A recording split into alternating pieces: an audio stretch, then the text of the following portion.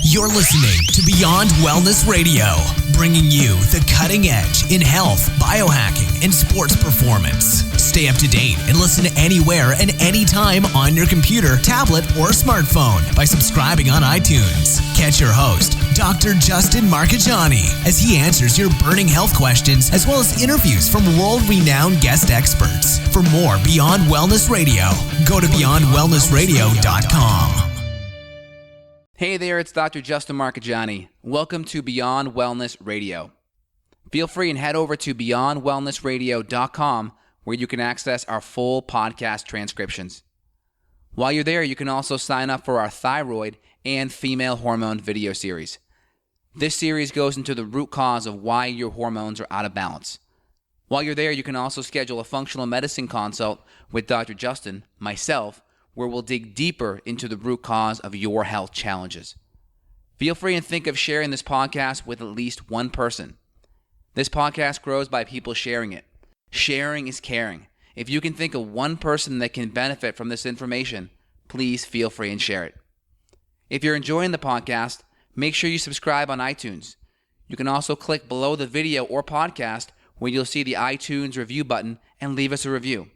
You can also sign up for the newsletter at beyondwellnessradio.com where you'll get updates before anyone else.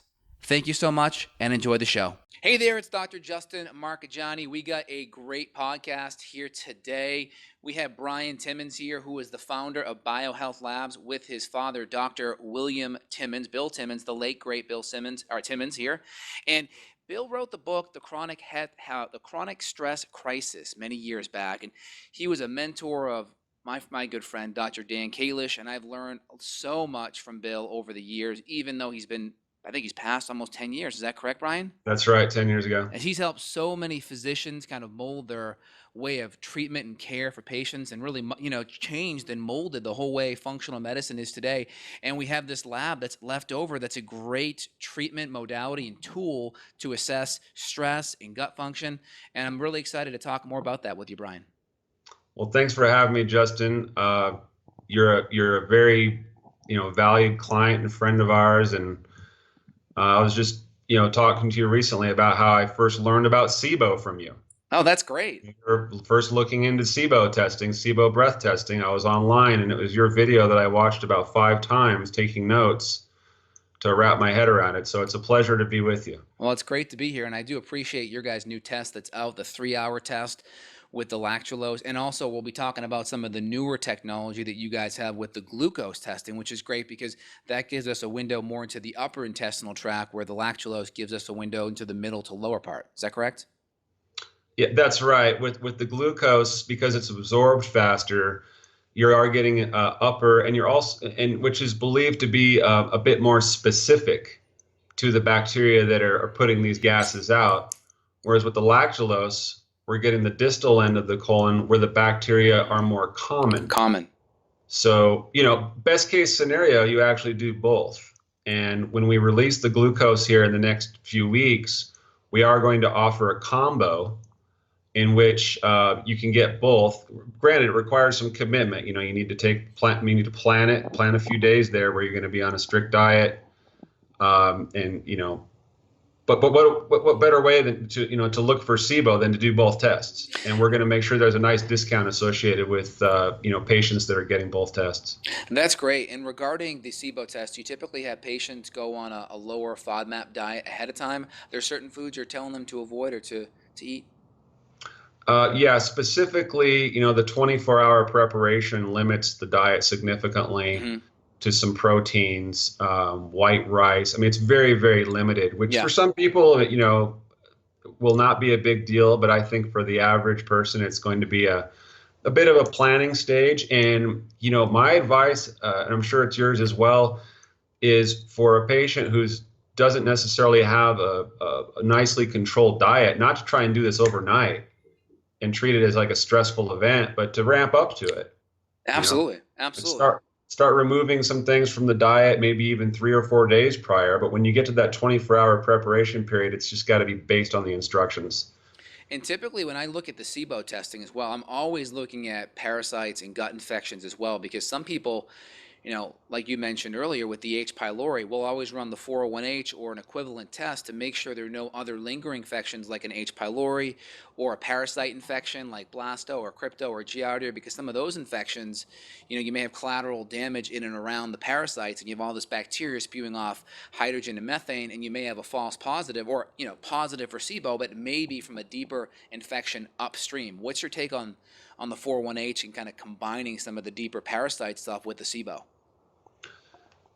Combining is always great. I mean, as someone who's dealt with ulcerative colitis for almost 20 years, I will prioritize my resources to diagnose what's going on between the mouth and the bottom end. Yeah, totally. It's what could be more important from a health perspective than just that.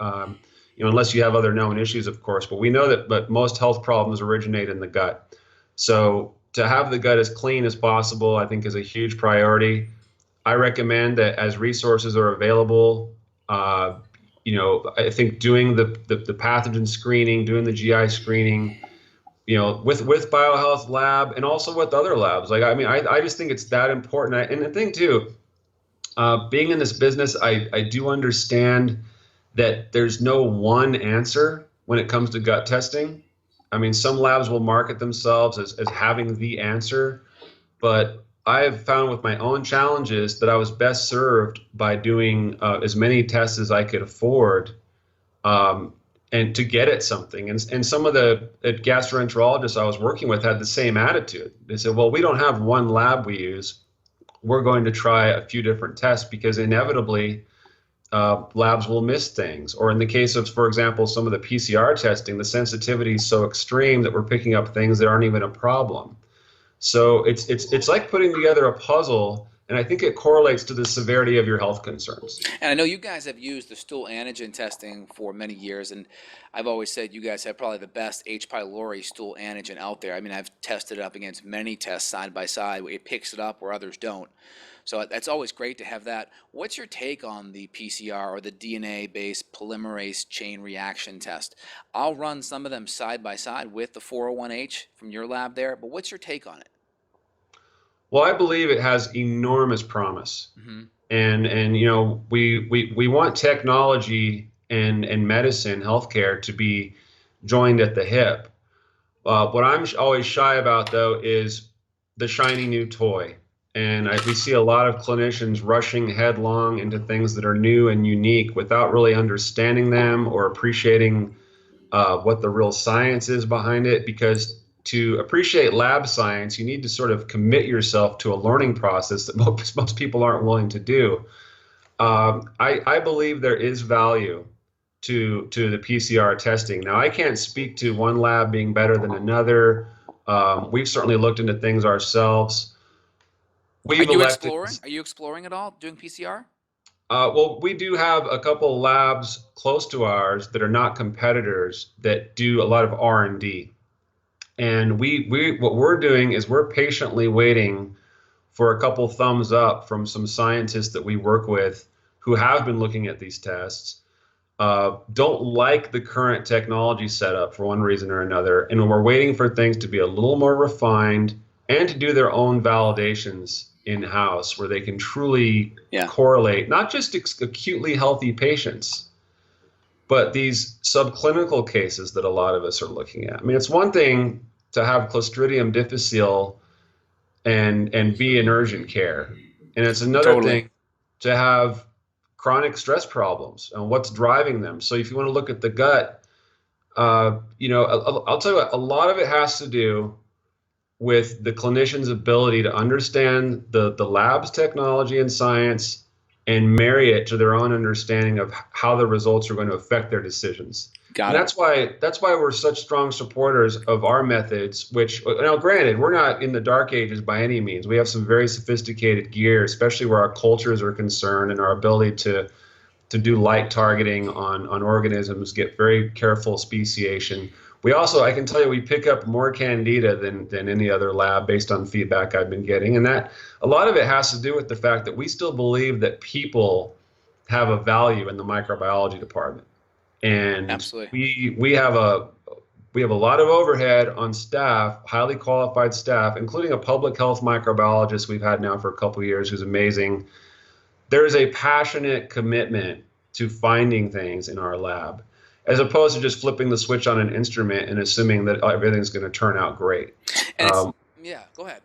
You know, I mean, just to kind of go on like the 30-second BioHealth commercial, you know, like one of the things that makes us different is we really do believe in hiring passionate people who really care about, you know, on Friday evening going home and realizing that they made a difference that week. And if they don't feel that way, we don't hire them or we don't keep them. Makes and sense. That extends to all departments, including microbiology. That's not to say that scientific procedures shouldn't be the heart and soul of a lab, but having both is a pretty powerful synergy. Yeah, I was able to get on the horn with a couple of your microbiologists and parasitologists last year when I had a couple of clinical questions, and I agree they've always been the best, so I appreciate that. Great. And coming from your perspective, it's interesting, right? Because your dad was this, you know, big naturopath physician who was in the trenches working with patients. And I don't think you have a clinician background, so it's interesting how you guys came together. You created this lab that some of the salivary stress hormone technology, which 20 years ago was relatively new, it was just you and diagnostics, which is interesting. But did you guys create BioHealth out of the necessity to have tools to help quantify and diagnose and help treat these patients? How did this all come to fruition? Well, as you mentioned, my dad, Dr. William Timmins, was a naturopathic doctor, and you know, the book, which is available for free download, by the way, on biohealthlab.com. Great.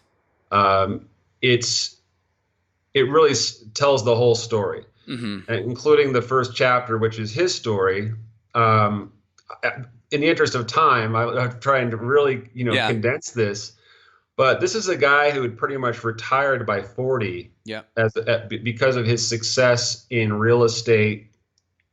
He was a master black belt, recognized in some countries as what's called an assassin because his training was done at such a high level. That's crazy. So picture this man with extraordinary physical health, just a beast. Sweetest guy in the world, too, for those who knew him. You know, just a really sweet guy, but very tough. Very well off financially. He bought 30 acres in the mountains in Oregon, set up a studio to teach martial arts to the people in the area, and you know, he was remarried at the time and had a couple of kids from her. Fast forward a year later, divorced, 160 pounds. Couldn't live anywhere because he would have terrible symptoms, rashes, headaches, just a mess. And he ended up going to Henrotten Hospital in Chicago, where they put him into an environmental sensitivity unit.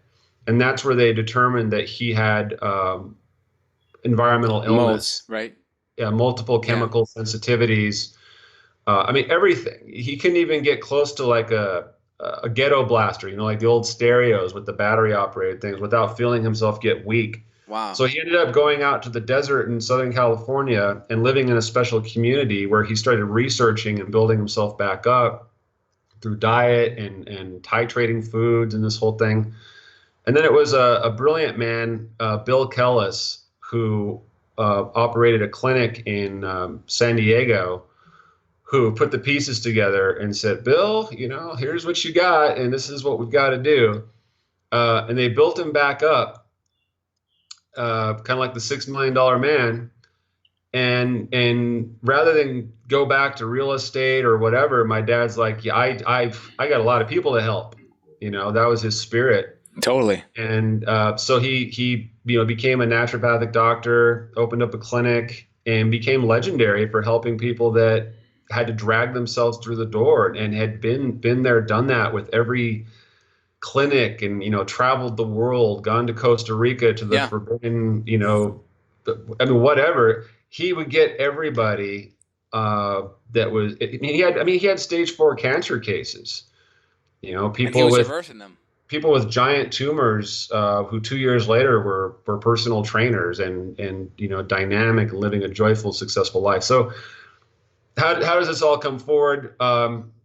not as condensed as I had hoped. I was doing software development in Northern California in 1999 during the dot-com boom. And while I was certainly enjoying myself, and even to this day, I still, I love coding, and I think it's a beautiful thing. It was unsatisfying from the perspective of sitting in a chair all day and having intense work schedules and deadlines that were just, excruciating. The timing was right. My dad said, how would you, and my wife Alicia actually, how would you guys like to move back down to San Diego and work with us on this? And so my dad and his wife Joan, the four of us with a couple assistants, we started doing this thing, and we started by brokering labs. So we went to Metametrics, which was around at the time, Diagnostics, other labs, and Institute of Parasitic Diseases. And we put all these kits together and made training programs for doctors. And at that time, it was called Functional Medicine Center. Well, this became successful. 1999, we decided we need to have our own lab and our own dietary supplement company. And so BioHealth Lab and Biomatrix were born. That's great. And it's amazing that I never had a chance to meet your dad, but he's had such an impact on me. And I've helped thousands of patients. I know many of my colleagues he's had an impact on. So it's crazy that you may not even meet someone, but still be touched by what they've done here. So that's great. It's a great legacy to pass. So I appreciate that, Bryan.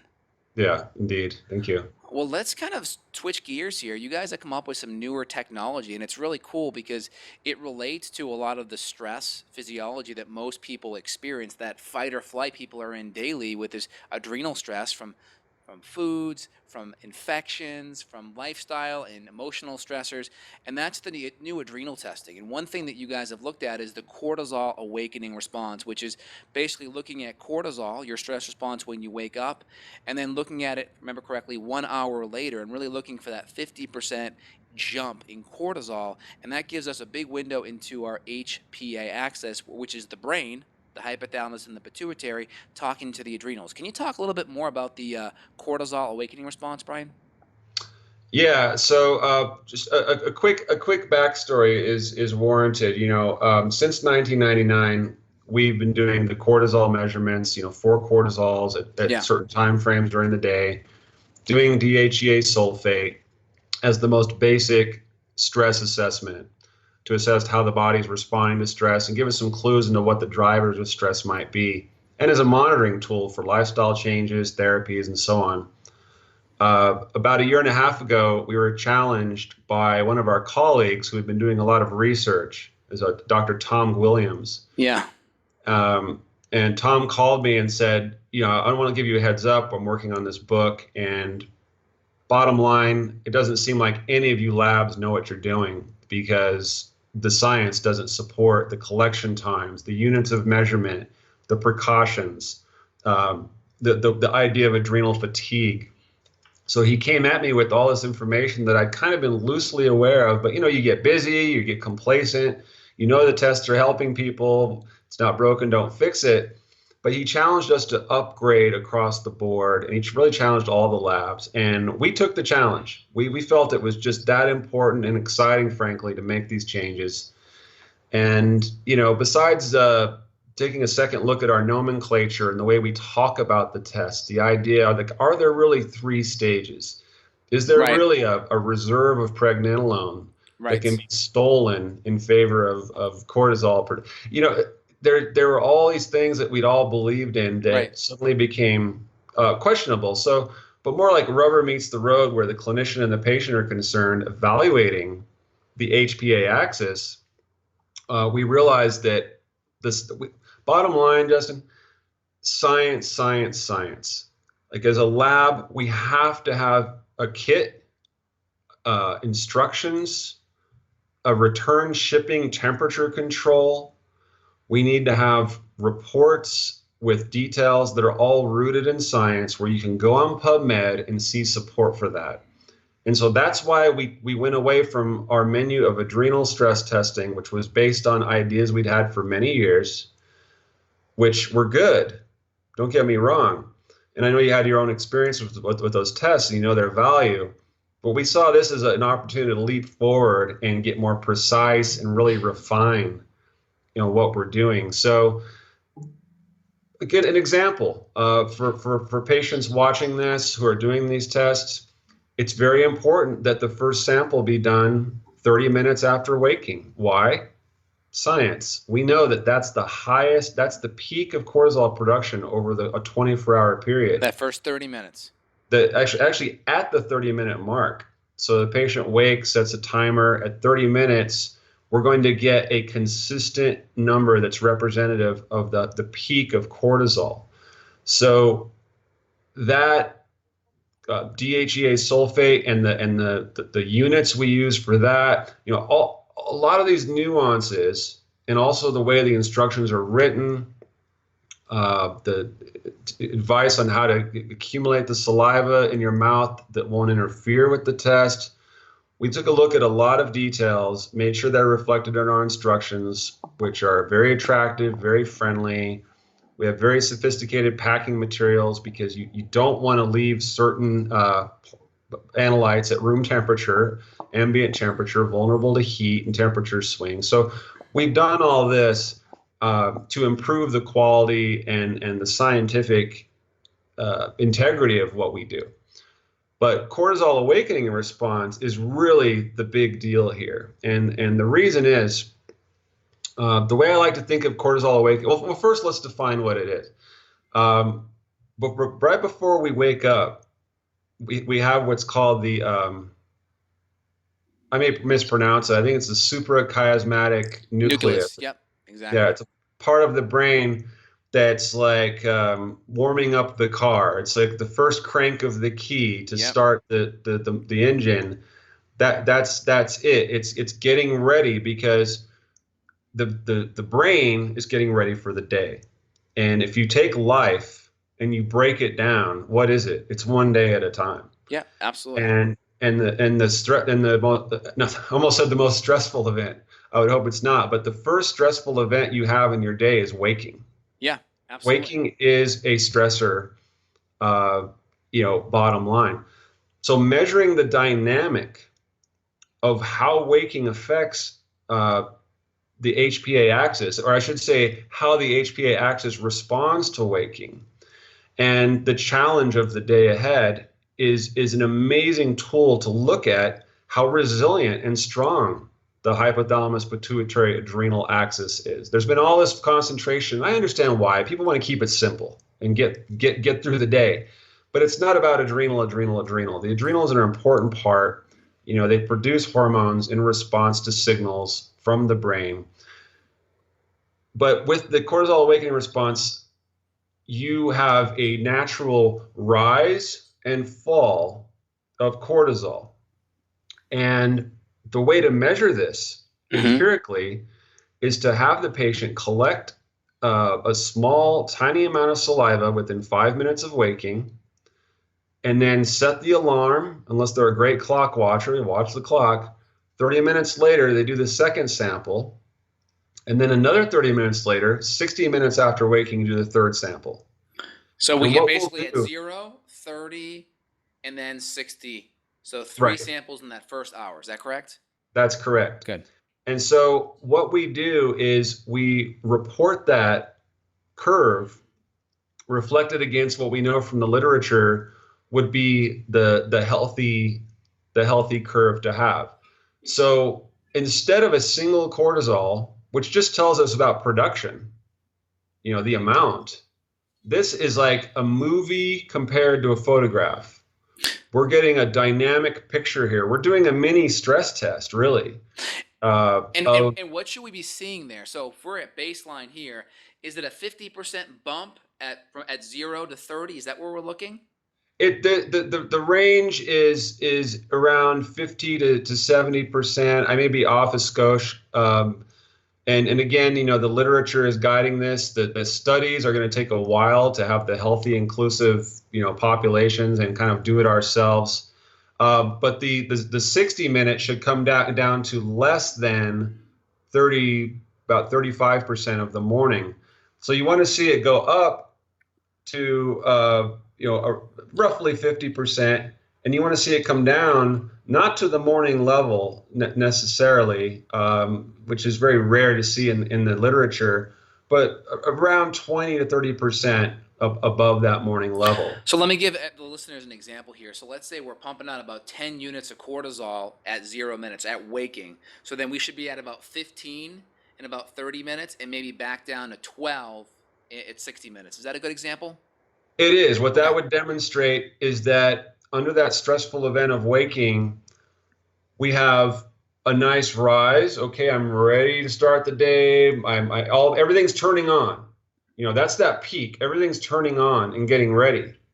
Now, if that 60 only drops like 5%, well, that's an example of a hyperactive HPA response. Like, you're not able to chill out. You're having a trouble getting down and calming down from a basic chemical level. And so that's exciting to understand why. Another example would be you go from that 0 measurement and it barely goes up. Let's say it only goes up 20, 30%. Well, that's a sign of somebody who's probably in burnout and has chronic health issues and perhaps a great deal of mental emotional stress. And that's a perfect opportunity for me to mention something else that makes our test very unique. We're not just showing you the 0 measure, the 30-minute measure, and the 60 against guidelines that can be used to help with the interpretation of the patient has an exaggerated HPA response, a dull, depressed HPA response. We also have a survey, and I just happen to have one here because I'm doing the test myself. I like to do our tests on a regular basis for a variety of reasons. But we have this survey. What it is, it's the perceived stress survey. There's a psychologist by the name of Cohen who put out what is one of the most well-established subjective questionnaires in all of psychology and psychiatry. It's a 10-question survey that asks you, during the last month, how often have you felt that things were going your way? How often have you felt you're on top of things? How often have you felt nervous? Difficulties piling up so high you couldn't overcome, and then it's rated from 0 to 4. Now the total score fits into a 3-tiered scale. On the low end, you're someone who seems to be pretty on top of their stress, pretty mellow. You recognize that life can be hard, but you're not going to get all twisted about it. You've got people sort of in the middle, kind of could go either way. And then you have what we're seeing as should it surprise any of us that most of the questionnaires we're getting, people feel very stressed out and out of control. They're coming to us for help for these things. And, the high perceived stress score correlates very well with cortisol awakening response results. So when we see somebody, for example, with that exaggerated cortisol awakening response, it's like, a really high escalation, like, oh boy, I got to deal with the day. It's so stressful. I've got my boss, I've got my divorce, I've got my taxes, I've got this, I've got that. I'm going to stop right there and just get to something that I have personally picked up on is so key to all of this. And I know you've heard me talk about this before, and I've heard myself talk about this before because I seem to be talking about it every day with doctors. I feel like doctors and patients alike are looking for, is it a parasite that's making this happen? Or is it heavy metal toxicity that's causing this problem? Is it my diet? More than anything, it's our mental, emotional condition that's driving all of our health issues. We talked in a previous conversation about how a dear friend of ours, it was discovered that he had cancer when there was some surgery going on, and if he'd never been told, he'd still be here today. Yep. Instead, he lasted 3 months. It's this mind-body connection. So what's amazing about the test we're doing with cortisol awakening response and the perceived stress score is a patient can look at this on paper and say, that's me. I'm not handling my stress well. I've got these problems, whether they're with work, family, I mean, those tend to be the top two, right? Or another, for me, one of my favorite examples is the road rage mentality. Yeah. Now, I live in a rural area, very, very peaceful area where when people complain about the traffic, I just shake my head. Like, you had to wait 30 seconds for the light to change. Yeah. Okay. But even in a place like this, where compared to, say, a big metropolitan area, you'd think there would be no complaints, you will have road rage over somebody. My favorite example is being cut off. Oh, yeah. If I get cut off, I just back off a little bit, create some space, keep listening to my music, talk a little bit with my kids if they're in the back seat. I mean, really, why even let your heartbeat shift? That it's an attitude.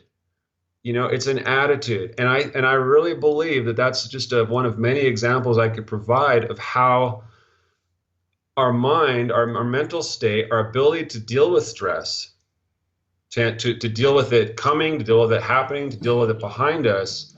I feel like that is the undercurrent that really feeds every mechanism of health and homeostasis.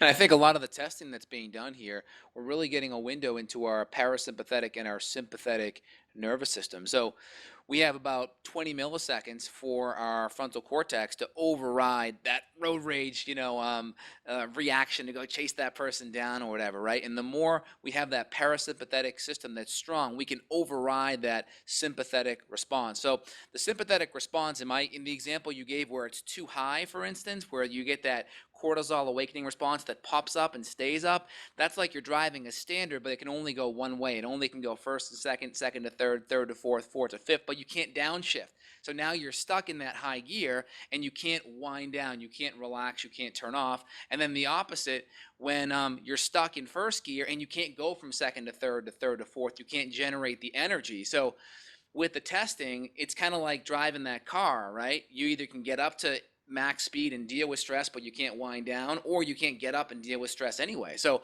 I think some of the testing is great because it gives you a window into that. And then from there, you can work with your clinician and say, hey, what are the things that we can do to help improve that parasympathetic response or dampen that sympathetic response? Now, I want to hear some of the things that you guys recommend at the lab and what you're seeing clinicians doing that's really helping with that. Let's give two examples: the cortisol awakening response that goes high and stays high, and the one that just can't get it up. Right. So in the first case, you have what's called an elevated car, aggravated, hyperactive HPA axis. Again, starting with the mental emotional is so critical. I know it's one of the hardest areas, not just it really is a very hard area for people in general, because it really means facing your own stuff in a pretty honest way, which, a lot of us don't want to do. And I know for clinicians, it's hard because they're not necessarily trained in psychology, totally, or with spiritual counseling or anything of that nature. But I would say that is extremely critical. I do know providers that have extensive questionnaires and inquiry process with their patients to understand what's going on in their lives. Are they caregivers? Do they have really difficult jobs? Do they have they lost someone recently very close to them? How are they dealing with that? That's fundamental. Besides the mental emotional side of that, and which of course you want to get tangible. As much as someone may prescribe, Prilosec for a certain condition, we need to prescribe relaxation for patients that are stressed out. It's so basic and fundamental that it's often overlooked, and I think to some extent disregarded, like not really taken seriously. Oh, well, Mrs. Johnson, you should meditate 30 minutes a day. Well, you should. It's mind-blowing. If anyone's ever committed to a series of meditation, you never want to go back to not meditating. Totally.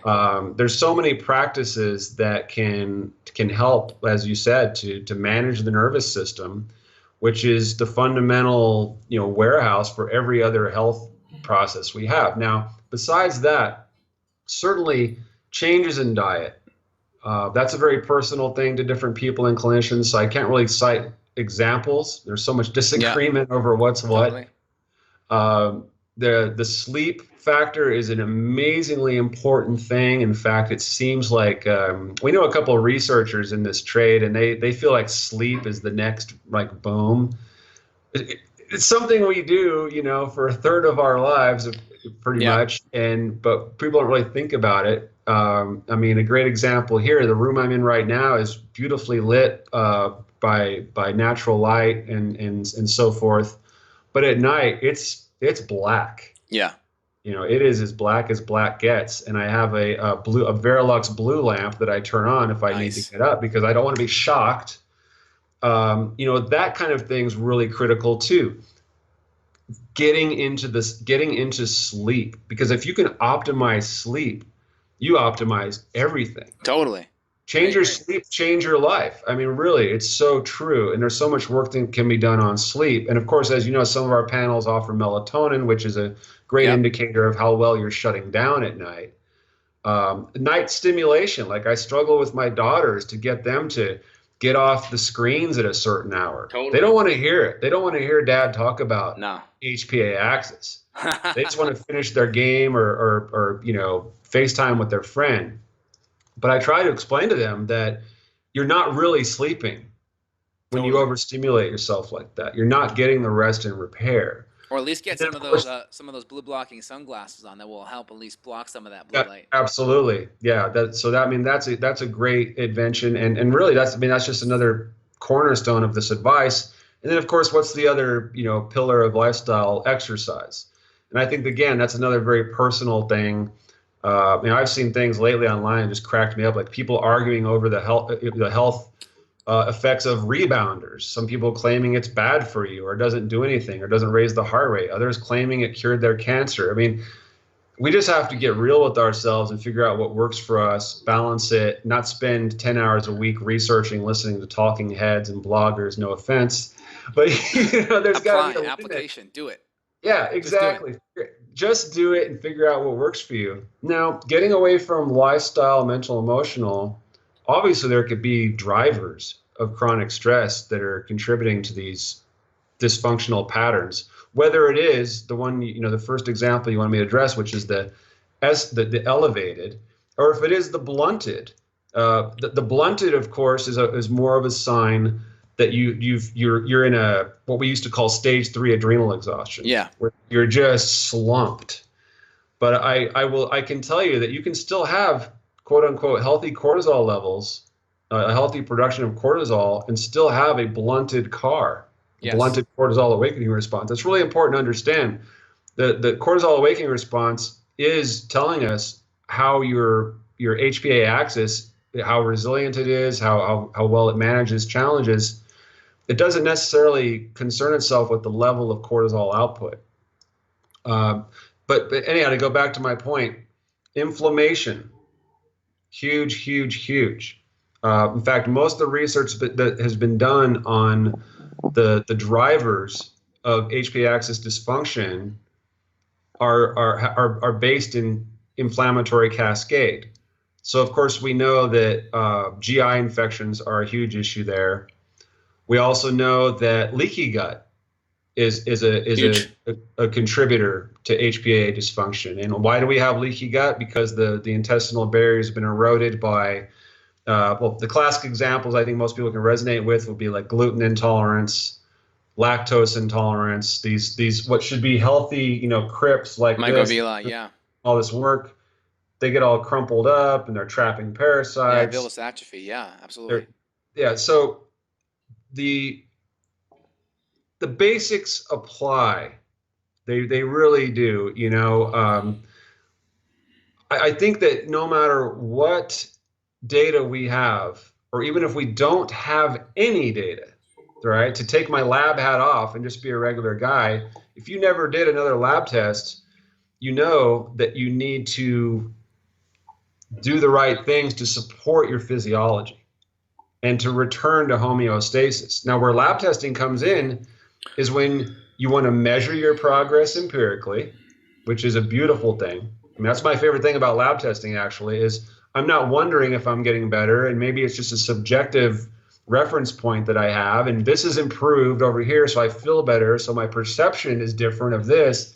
The lab tells you how it is, right? Totally. And it's real. And It's there. You can put your finger on it, you can touch it, and then you can try some things and then come back 3-6 months later and see how you're doing and see a change, which is it makes it real, and it yeah, makes what you're doing, worth it. yeah, it's like a it's a metric. It's a true, personal health metric that you can control. And for some reason, it just got me thinking about how some patients will end up doing dozens and dozens of tests before they and their team of helpers, the clinicians, have that aha moment. And that's where my heart really goes out to that people, because it's so stressful to get better, which in itself is not helping you get better. And then I also see people who benefit dramatically just by getting on like a hormone replacement program. Yeah. It just seems to turn things on, gives them the energy and the mental acuity to start seeing things a little more clearly. Like, wow, I bet I've had parasites all these years from that traveling I did in India, and we were drinking water out of the tap. Lo and behold, they go in and we find Cryptosporidium parvum on every single sample. Obviously the list goes on, and again, for those of you viewing this, definitely go to biohealthlab.com to the patient section, and you can download the book, Dr. Timmin's book. Yep. And I think a lot of stress crisis. Right, chronic stress crisis. I think a lot of what we're talking about is addressed there in a really, direct and solid way. Because there's all sorts of drivers. I'll put the links and everything in the description here so people can easily access it. And I think you did a good job. I'm going to just summarize some of that. So we have physical, chemical, and emotional stress. The emotional stress stuff, the relationships and meditation and gratitude and appreciation, all those are very important. We have the physical stressors, which could be too much or too little exercise, chronic pain and such. And then we have the chemical stressors, which is these could be under the surface, and this is where it's great to have the labs to pick up maybe H. pylori or Cryptosporidium parvum, like you mentioned, or adrenal dysfunction, or heavy metals, or low thyroid, or even gluten sensitivity, right? And nutrient deficiencies, low stomach acid and enzymes. So all those things could be under the surface and could be a driving stressor. And just to summarize, on the higher side of the car, right, if we have the adrenals response and it pops up high and stays high, we could use maybe adaptogenic herbs, Absolutely. ashwagandha, etc., rhodiola, maybe certain ginsengs. We can use certain nutrients like GABA or L-theanine or magnesium or phosphatidylserine. On the low side, we may use more licorice. We may dial in pregnenolone and DHEA dosing according to your labs. We may use certain B vitamins, B5, pantothenic acid, thiamine, B6, P5P, all those really good nutrients. Is there anything you wanted to add from a physical supplement take home that we could add in there, Bryan? Well, certainly a well-rounded mineral supplement is key. Yep. Some targeted amino acids, which I know is affects everyone differently. I'm a huge fan of L-theanine. I take large doses of that, and it makes a huge difference. I take it with tyrosine. Love that.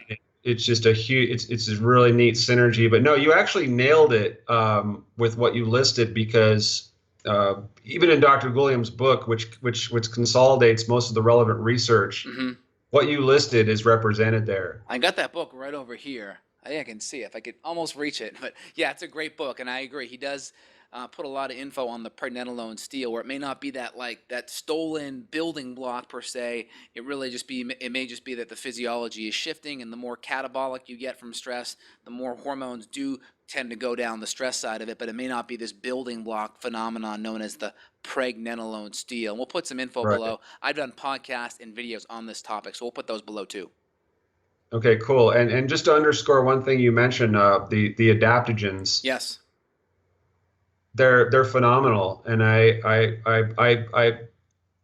wonder why more and more people aren't making that part of their daily regimen and prioritizing it, because it really is. You mentioned rhodiola, ashwagandha. It's key. It is the key. I noticed when I forgot to take mine. I mean, no exaggeration. Totally. Like Totally. I really am a believer in those products. I think that's great. Now, looking at BioHealth, I know you mentioned a couple other tracks that you guys were on here. You were talking about doing some adding some more thyroid lab testing. Can you talk about some of the thyroid lab tests you guys are adding to your protocol? I can and I can't, Okay. to tell you the truth, because there's a lot of research and development happening right now. Yeah. And what I will tease you with this: what BioHealth is aiming to offer the most comprehensive thyroid panel at the best price, and you won't need a needle in your arm. Does it beat the ZRT one? I'm using the ZRT for my patients that can't get to a LabCorp Quest lab. So, similar to that? It's in the same category. Okay, cool. Yeah, How much longer you think? let's leave it at that. End of the Well, year? it's taking time. We've done a lot of the important work, just working with serum. Now there's more R&D that's necessary with these proprietary devices to get to the point where we're ready to go. But it's really going to be revolutionary. We're also going to be applying this technology to everything from hormones to food allergies, heavy metals. It's really exciting, but given the nature of its status, I really can't talk more on it. Got it. Well, I'll be I got a thyroid book coming out, so make sure you hit me up so we can put it in there in the appendices for a resource. I love it. Yeah, beautiful. When we've got it, you're going to hear all about it. I'm being mysterious right now, but it'll be a different game when we've got it out there. That's great. Now, there are some other adrenal tests that are out too. Now, I've been using the 201 and the 205, I'd say probably for 7 or 8 years. I've been using the Dutch a little bit more recently, and I'm looking to come back using more of the car testing just because of its unique 0, 30-minute, 60-minute protocol there. And I think the salivary testing is great to do midday when people are at work, because some of the Dutch testing or the precision analytics labs where they're doing the dried urine, it's hard to do that middle of the day when you're at work, putting some paper that you pee on and letting it dry. What's your take on the dried urine testing, comprehensive hormone testing that's out by Precision Analytics? Any thoughts on that? Well, we do have thoughts on it. We actually have a paper on our website where we have a series of papers. If you're on biohealthlab.com and you go to the HPA stress profile section, you will find a few papers on that right margin where we compare saliva to serum, to wet urine, and to dried urine. And when we engaged a couple PhDs to help us with this, they didn't want to do anything on dried urine because they said there's just no science to support that it's valid in any way, shape, or form. And there, in all fairness, there is no peer-reviewed literature in existence that supports dried urine testing. But we try to be very open-minded. Sure, it's a competitive industry, but I'm not really that worried about competition. My life is not about being worried about competition. I've got more interesting things to do. But we did take the time to write a paper, and what was interesting about it is if you look at the 3 papers, the serum comparison and the wet urine, I think they're like 2 to 3 pages. The one that compares dried urine is like 12.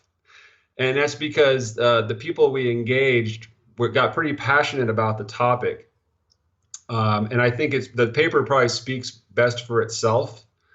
It'll be interesting to see what happens with dried urine testing in the future. The main, as I said earlier, we're always interested in continuous improvement. We're always very excited to see things getting better. But it has to be based in science. Now, the and benefit. Go ahead. You have to have proof that from all the way from the kit, the material that's used, the stability, all the way to how it's reported, and certainly the claims being made about the physiological clinical relevance. All of that has to be based in science. And what I would suggest is, take a look at the paper that we produced and in that context. And unfortunately, the people who worked on these papers, who are some of the household names in like hormone research, refused to put their names on it because they felt that there was a conflict because they're researchers and we're commercial. Totally. So the paper would certainly have more impact if some of these names were on there because they are well-known individuals. But it is what it is, and people should just look at the references that we've cited and really ask themselves, is this accurate? Well, I appreciate you giving me that perspective. I've used both labs, so I appreciate both sides of it. I mean, the benefit with the saliva, it's easy, it's accessible. You get access to the free fraction of the hormone, which typically represents about 2 to 5% of the hormone. The difference with the urine, you can get the free, you can get the total, the other 95 to 98%. You can get in via the metabolite form. And again, that's where some of the discrepancy is the urinary metabolites. Can you backtrack it and get the free testosterone equivalents from that? Is that the big discrepancy with the urine versus the saliva? Well, the information is there's a lot of information there. Mm-hmm. But what is the real clinical value? What are you going to do differently if you know it? And every time I ask a clinician that, there's a bit of head scratching. And if we're just creating more of a mystery, I'm not sure we're helping the patient. But I would go back to basics. The collection device itself, mm-hmm. the normalization of creatine or creatinine, excuse me. We reference numerous studies that point out the weakness of the materials that are being used, the collection times, the value clinically, and there's very specific studies that target this idea of urine on filter paper and how you would end up normalizing the creatinine. Again, I definitely want to check out that paper because it breaks down a lot of detail. There's a lot of conflicting issues there. Well, I think you've given us some really good info so far. I'm going to reference those studies in the description below, so people want to get into the nitty-gritty, they can. That's excellent. Absolutely. So, Bryan, is there anything else you want to address here today before I let you go? Well, anything really important you want to address? I could obviously just rattle on about our lab test, but I think we've done enough of that. The only thing that comes to mind is how important it is, because I realize that most of the people watching your podcast are people that are, not health professionals. I know you have a lot of health professionals who follow what you do, but the majority are what we would call patients in our universe. Exactly. Yeah. People that are trying to feel better, trying to seek help. And as much as for 20 years I've been, in this business of lab testing, dietary supplements, a lot of science, quality assurance, quality control, everything that comes with it. And I've seen everything from the most highly sophisticated TED Talks on mitochondria regeneration to how meditation helps migraine headaches and everything in between. You used a word in this call that I think is worth a fortune, and that's gratitude. Yeah. I've met people around the world who suffer so dearly in their life situations because of where they are, the situation they're in. But the smile on the face, putting the stranger first, conveying love and all their energy, it's so phenomenally powerful to our health, physically, mentally, spiritually. It's untouched. We can talk about dried urine all day long. We could talk about, cryptosporidium. But I'll tell you what, if you don't start your day and finish your day with gratitude, and I'm certainly not the first to say this, my gosh. I mean, Gandhi, Tony Robbins, one thing many people have had in common is getting back to this point. It is amazing stuff, especially if you do some of the Tony Robbins tricks, like the purposeful walking and huge and talking out, verbalizing your gratitude. Yeah, visual. Completely transform your consciousness and elevate it. And It's good stuff. So anyhow, I think so. You asked me what's important, and I couldn't think of anything more important in the moment. And it's amazing, because you guys being a lab and a hormone company, right, looking at all these hormones, but it's amazing how your hormones and your neurotransmitters get affected by just something simple as an attitude of gratitude. So I think it's profound. Yeah, let's not forget what programs the hypothalamus. Thoughts. Yep. Attitudes. Which affects dopamine and GABA and serotonin, all those things. Just a random act of kindness. Just by doing something random for someone, you actually boost their serotonin, you boost your serotonin. And anyone that actually watched the act happen, their serotonin gets boosted too. So yeah, you can do all these really cool things and fix your hormones and neurotransmitters naturally. At least give it a good boost for sure. That's great. It's powerful. So last question for you here, Bryan. If you're stuck on a desert island and you only can bring one supplement, one herb, one nutrient with you, what would it be? I normally go with first thought, best thought, but I really had to go down the rabbit hole on that one. I'm stuck on a desert island. I would. We actually have a product called Adaptalign. Oh. And it's a adaptogen formula. We talked about adaptogens earlier. I think there's something magical. I'm a huge fan of ashwagandha. In fact, if I could only have one botanical, that's what it would be. Love ashwagandha. Indian ginseng, it means Sanskrit for to impart the strength of the horse. I mean, how fitting is that, right? Yeah. Awesome, Bryan. Well, website is biohealthlabs.com. Is that correct? No S, just biohealthlab.com. Mm-hmm. Biohealthlab.com. The supplement side, Biomatrix 1. Biomatrix 1, either the number or ONE. Perfect. And we'll put all the notes and the descriptions and the references on the transcription side. Anything else here, Bryan, before I let you go? No, I just want to thank you. Love you as a friend, and you're a great client as well. And just keep up the good work, man. And thanks for having me. Thanks so much, Bryan, for this great information. Have a great day. You too. Got a question for Dr. J? Go to BeyondWellnessRadio.com and click the questions button. Then tune in to hear the answer. Also, if you like the show, click below to review us on iTunes. For more Beyond Wellness Radio, go to BeyondWellnessRadio.com.